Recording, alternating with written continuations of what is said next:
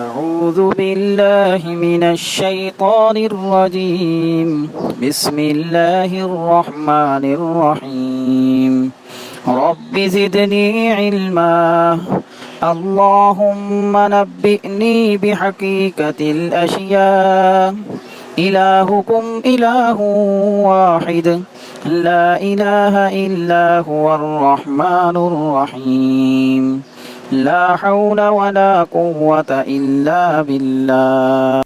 السلام علیکم، میں حکیم محمد طارق جاوید آپ کو اپنے یوٹیوب چینل پر خوش آمدید کہتا ہوں، اور ہر مرد کی خواہش اس کا اعلیٰ تناسل لمبا اور موٹا ہو کے بارے میں لمبائی اور موٹائی بڑھانے کا یقینی طریقہ دے کر حاضر خدمت ہوں۔ ہر کوئی خود ہی بغیر کسی فیس اور خرچ کے معمولی محنت اور توجہ سے یہ کام خود ہی کر سکتا ہے۔ اپنے عزیزوں دوستوں سے شیئر کریں تاکہ دوسرے بھی اس سے فائدہ اٹھا سکیں۔ انسانی دماغ میں خیالات دماغ کے اگلے حصے جسے مقدم دماغ کہتے ہیں پیدا ہوتے ہیں یا نازل ہوتے ہیں۔ یہ ایک الگ تفصیلی بحث ہے۔ آخر کلام یہ ہے کہ جو چیز ناممکن ہے اس کا خیال بھی انسانی دماغ میں نہیں پیدا ہو سکتا۔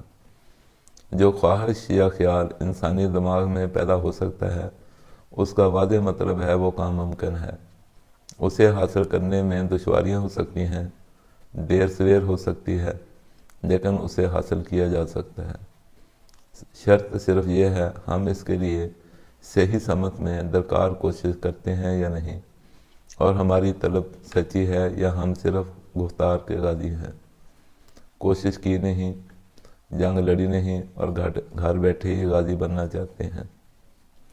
ہر کامیابی عمل کرنے سے ملتی ہے، صرف تمنا کرنے سے کچھ بھی حاصل نہیں ہوتا۔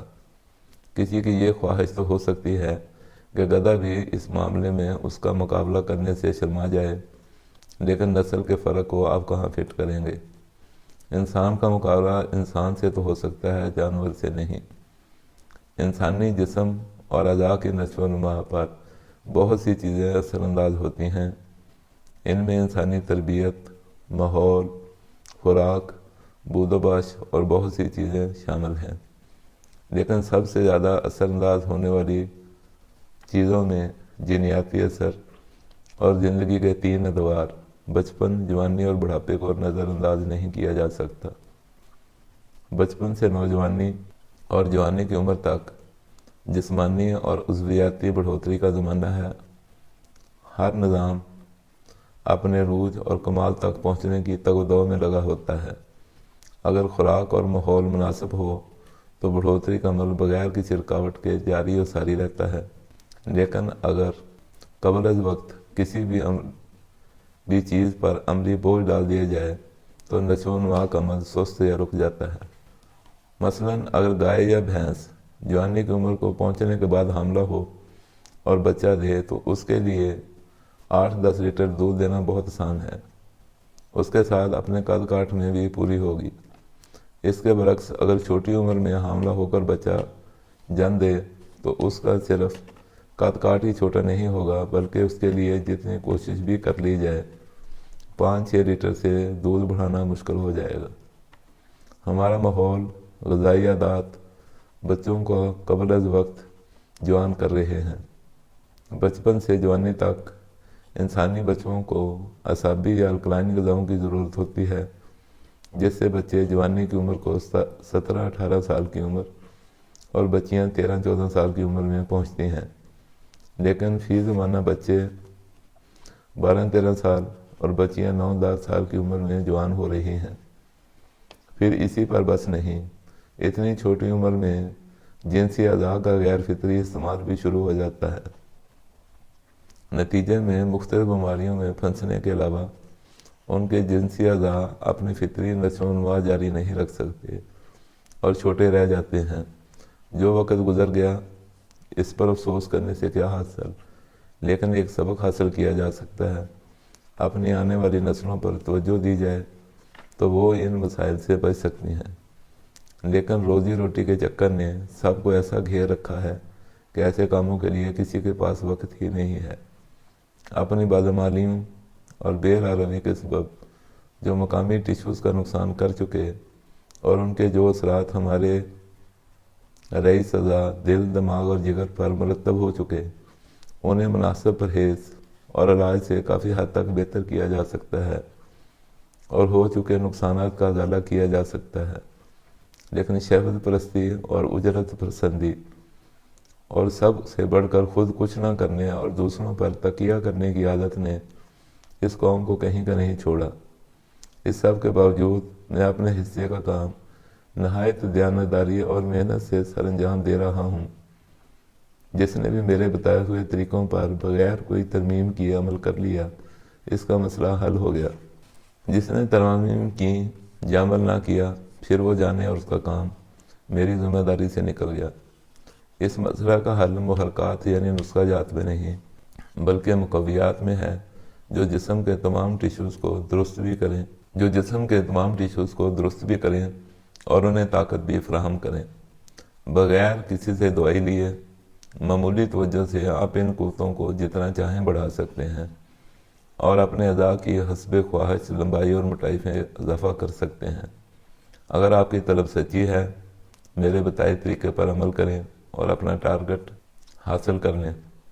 سب تیز مرچ مسالے، ہوٹلنگ، بریانیاں، pizza, barbecues, fast foods, chemicals والی غذائیں، چائے، کافی، نسوار، کولڈ ڈرنکس اور تلی ہوئی چیزیں بند کر دینی ہیں۔ رات کو دیسی سیاہ چنے اور ثابت ماش کی دال مٹھی بھر پانی میں بھگو دیں۔ اپنی بھوک اور خوراک کے مطابق آپ ان کی مقدار زیادہ بھی کر سکتے ہیں۔ ایک بکرے کا مغز اور رات کے بھگوئے ہوئے چنے اور لال ماش صبح تل کر بطور ناشتہ کھا لینی ہے۔ خیال یہ رکھنا ہے مغز اور چنے اور دال کچھ پکے اور کچھ کچے ہوں، یعنی یہ نہ ہو آپ انہیں تل کر کڑک کر لیں اور ان کے غذائی اجزاء ضائع کر دیں۔ صرف اتنا ہی بھونیں جتنا ہاف فرائی انڈا ہوتا ہے، اوپر سے دودھ پی لیں۔ دوپہر کے وقت کدوکش کی ہوئی گری کو دودھ میں پکا کر کھویا سا بنا لیں اور روزانہ نئی تیار کرنے کی بجائے آپ ایک ہی بار کٹھی تیار کر کے رکھ لیں اور بقدر ضرورت روزانہ استعمال کرتے رہیں۔ دودھ اور گری کی کوئی متعین مقدار نہیں ہے، دودھ جتنا زیادہ استعمال کر لیں گے اس کا معیار، ذائقہ اور اثر بڑھتا جائے گا۔ بطور دوائی گاجر کے بیج، مولی کے بیج اور پیاز کے بیج برابر وزن لے کر پیس لیں۔ 1 چمچ صبح، 1 دوپہر اور 1 شام کھانے کے بعد سادہ پانی سے کھا لینی ہے۔ جو چیزیں آپ کو بند کرنی ہیں، ان کے علاوہ آپ کچھ بھی کھا سکتے ہیں سوائے ان چیزوں کے جو آپ کی طبیعت کو بوجھل کریں یا جن کے استعمال سے آپ کا نظام ہضم اور معدہ خراب ہو سکتا ہو۔ رات سوتے وقت 3-4 نر چھوارے توے یا فرائنگ پین میں دھیمی آنچ پر گرم کر کے جب وہ چھوارے پھول کر نرم ہو جائیں کھانے ہیں، اوپر سے دودھ پی لینا ہے۔ اپنے ظاہرہ حصہ اور ٹیشوز کا اندرونی نظام ٹھیک کرنے کا اس سے بہتر، سستا اور مؤثر طریقہ موجود ہی نہیں۔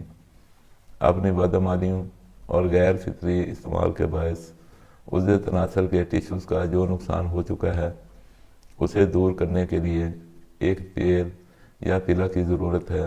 بنانے کا طریقہ آپ کو بتا رہا ہوں، وہ آپ نے خود ہی تیار کر لینا ہے اور اس کا طریقہ استعمال بھی۔ اگر آپ نے اسے میری ہدایت کے مطابق استعمال کیا پھر تو کوئی مسئلہ نہیں۔ اگر استعمال میں غلطی یا لاپرواہی برتی تو پھر اپنے ہاتھوں تکلیف اٹھا سکتے ہیں۔ غور سے نوٹ کر لیں، 100 گرام دیسی بادام کی گریاں، 100 گرام سبز پستہ اور 100 گرام ارنڈ کے بیج کی گریاں لینی ہیں اور 10 گرام جمال گوٹا کے مغز کی گریاں لینی ہیں۔ انہیں توڑ پھوڑ کر باریک کر لیں۔ پنسار سٹورز والوں یا مختلف چیزوں کا تیل نکالنے والے بازار میں بیٹھے ہیں جن کے پاس چھوٹی چھوٹی تیل نکالنے والی مشینیں موجود ہیں، ان سے تیل نکلوا لیں یا پتال جنتر سے خود ہی تیل نکالیں۔ حکمہ حضرات پتال جنتر کو خوب سمجھتے ہیں۔ اس حاصل شدہ تیل کو اعلیٰ تناسل کے اوپر والی جانب، سائڈوں کی جانب معمولی مقدار میں لگانا ہے، نیچے کی جانب اور حشفہ پر نہیں لگانا، اور احتیاط کرنی ہے خصیوں کی تھیلی کو یہ تیل نہ لگے ورنہ دانے نکل آتے ہیں جو تکلیف کا باعث بنتے ہیں۔ انڈر شیو تازہ نہ کی ہو ورنہ بال چبھنے سے بھی تکلیف محسوس ہوگی۔ دوران استعمال ٹھنڈے پانی سے استنجا نہیں کرنا۔ اگر دانے نکل آئیں یا جلن محسوس ہو تو کچے انڈے کی سفیدی لگانی ہے۔ دوائی بہت ہی کم مقدار یعنی قطروں کے حساب سے استعمال کرنی ہے۔ پہلے دن 1-2 قطرے اگر آپ کی برداشت کر لیں تو ایسا ایسا تیل کی مقدار بڑھائی جا سکتی ہے۔ زیادہ زور سے مالش نہیں کرنی ہے۔ اگر دانے نکل آئیں تو تیل لگانے میں حسب ضرورت 1 دن کا وقفہ کر لیں۔ اس تیل کو نفس کی موٹائی بڑھانے کے علاوہ خواتین کے پستان بڑھانے کے لیے بھی استعمال کیا جا سکتا ہے۔ پستانوں کا درمیانی کلیجی رنگ والا حصہ چھوڑ کر سائڈوں پر معمولی مقدار میں یہ تیل لگانا ہے۔ باقی احتیاطیں اور تدابیر وہی مردوں والی ہیں۔ احتیاط سے اپنا ہدف حاصل کرنے تک اپنا علاج جاری رکھیں۔ ہفتہ 10 دن میں افاقہ ہونا شروع ہو جاتا ہے۔ کسی بات کی سمجھ نہ لگے تو آپ پوچھ سکتے ہیں۔ ہماری ویڈیوز کو شیئر کریں۔ نامعلوم کسے اس کی ضرورت ہو خود بھی فائدہ اٹھائیں اور دوسروں کو بھی فائدہ اٹھانے کا موقع دیں۔ دعاؤں میں یاد رکھیں۔ والسلام علیکم ورحمۃ اللہ وبرکاتہ۔